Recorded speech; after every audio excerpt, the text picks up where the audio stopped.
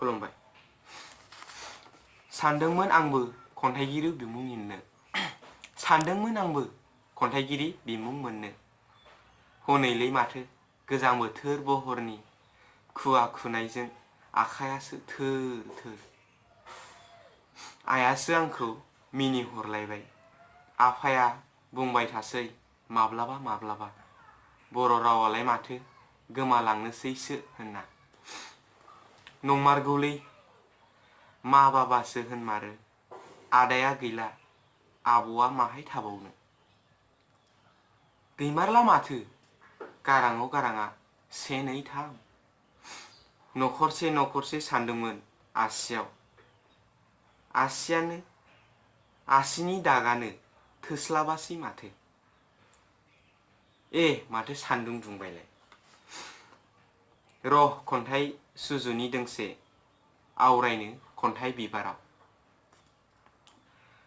हाबाबलै new इयारालाय जोबाखै नामालै, दिहिर बिलो दैजिं ओरै थांलाय हरै फैलाय। मैयासो थैदोंमोन ना स्कुटि बाइक सौग्रावना, दिनैलाय सोरथो थैलायखो फालाय। आयै गाबबायलै हनै बिमाया बिखा बुयै बुयै।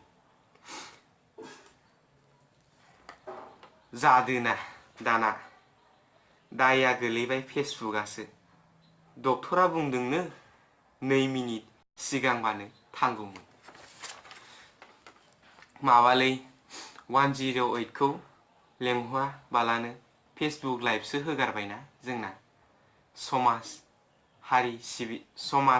हारि सिबियारि बिथाङा।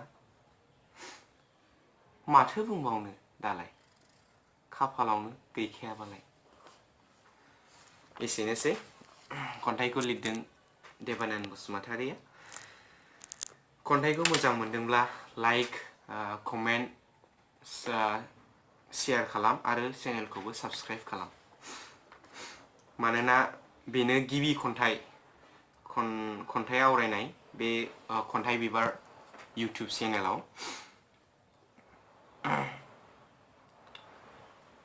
आं आरो मोनसे मिथिहोहरबावनो सानदों, दा बे चेनेलाव आङो साबसिननिफ्राय हामसिन खन्थाइ बा रायथाइ बा गुसुं गुसुं सावरायनायफोरखौ आङो आवरायहरबाय थागोन। दा बेनि थाखायनो चेनेलखौ साबस्क्राइब खालामनो खावलायबाय।